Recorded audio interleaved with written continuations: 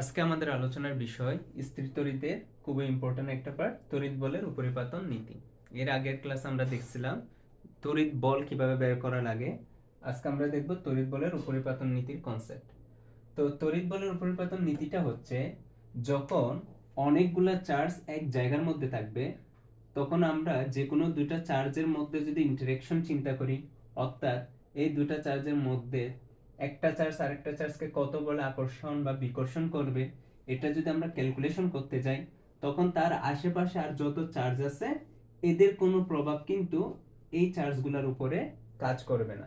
মানে দুইটা চার্জের মধ্যে যখন আমরা ক্যালকুলেশন চিন্তা করব, দুইটা চার্জের মধ্যে যখন আমরা ইন্টারেকশন চিন্তা করব যে একটা চার্জ আরেকটা চার্জকে কত বলে আকর্ষণ বা বিকর্ষণ করবে, তখন আমরা তাদের আশেপাশের চার্জগুলোকে নেগলেক্ট করব। বুঝা গেছে? তো যে জিনিসটাকে আমি এখানে লিখে রাখছি দেখো, the interaction between any two charges is completely unaffected by the presence of others. তো আমাদের এই কনসেপ্টটা কোন কাজে লাগে?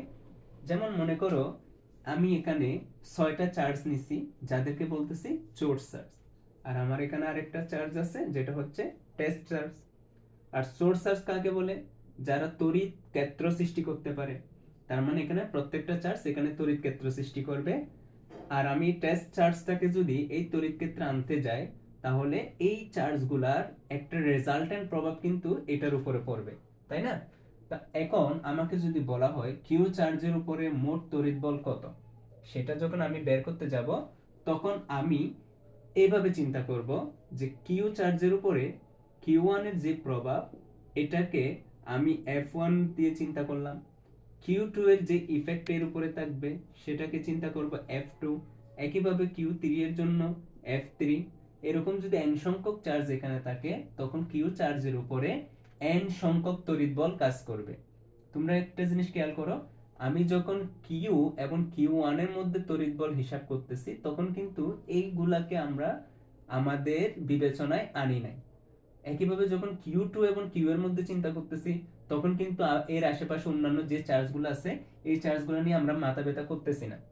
এই যে আমরা অন্যান্য চার্জগুলোকে মাথা ব্যথায় আনতেছি না, বিবেচনায় আনতেছি না, এই জিনিসটা, এই স্বাধীনতাটাই কিন্তু আমরা এখান থেকে পাইছি, তড়িৎ বলের উপরিপাতন নীতি থেকে। কারণ তড়িৎ বলের উপরিপাতন নীতি বলছিল দুইটা চার্জের মধ্যে যখন আমরা হিসাব নিকাশ করব, তখন তার আশেপাশের চার্জগুলোকে আমরা বিবেচনায় আনবো না। তাহলে এই যে কিউ এর উপরে এতগুলা চার্জের টোটাল যে লব্ধি বলটা কাজ করবে, সেই বলটাকে যদি আমি বলি এফ, তাহলে এফ সমান কি হবে?